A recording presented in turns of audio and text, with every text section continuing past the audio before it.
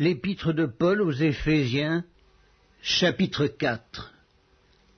Je vous exhorte donc, moi, le prisonnier dans le Seigneur, à marcher d'une manière digne de la vocation qui vous a été adressée, en toute humilité et douceur, avec patience, vous supportant les uns les autres avec charité, vous efforçant de conserver l'unité de l'esprit par le lien de la paix.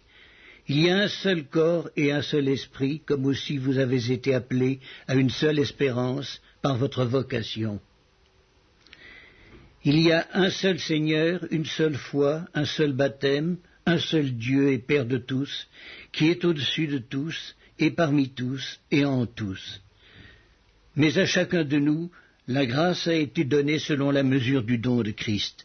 C'est pourquoi il est dit, étant monté en haut, il a emmené des captifs, et il a fait des dons aux hommes.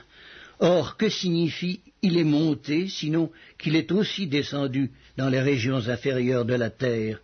Celui qui est descendu, c'est le même qui est monté au-dessus de tous les cieux, afin de remplir toutes choses.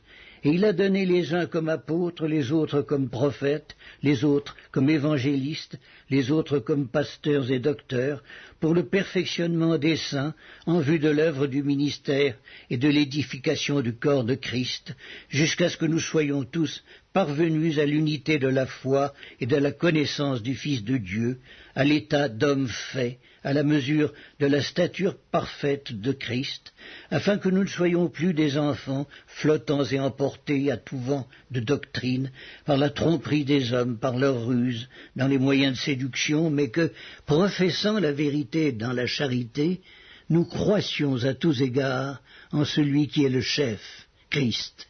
C'est de lui, grâce à tous les liens de son assistance, que tout le corps, bien coordonné et formant un solide assemblage, tire son accroissement selon la force qui convient à chacune de ses parties, et s'édifie lui-même dans la charité.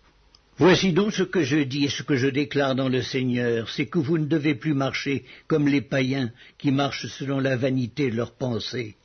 Ils ont l'intelligence obscurcie, ils sont étrangers à la vie de Dieu, à cause de l'ignorance qui est en eux, à cause de l'endurcissement de leur cœur. Ayant perdu tout sentiment, ils se sont livrés à la dissolution pour commettre toute espèce d'impureté jointe à la cupidité. Mais vous, ce n'est pas ainsi que vous avez appris Christ, si du moins vous l'avez entendu. Et si, conformément à la vérité qui est en Jésus, c'est en lui que vous avez été instruits à vous dépouiller, eu égard à votre vie passée, du vieil homme qui se corrompt par les convoitises trompeuses, à être renouvelé dans l'esprit de votre intelligence et à revêtir l'homme nouveau, créé selon Dieu, dans une justice et une sainteté que produit la vérité. C'est pourquoi renoncez aux mensonges, et que chacun de vous parle selon la vérité à son prochain. Car nous sommes membres les uns des autres.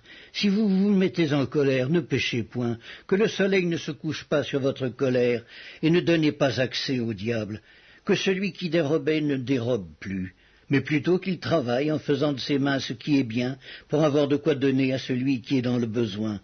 Qu'il ne sorte de votre bouche aucune parole mauvaise, mais s'il y a lieu, quelques bonnes paroles, qui servent à l'édification et communiquent une grâce à ceux qui l'entendent.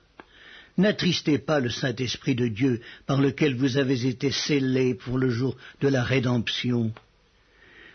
Que toute amertume, toute animosité, toute colère, toute clameur, toute calomnie et toute espèce de méchanceté disparaissent du milieu de vous.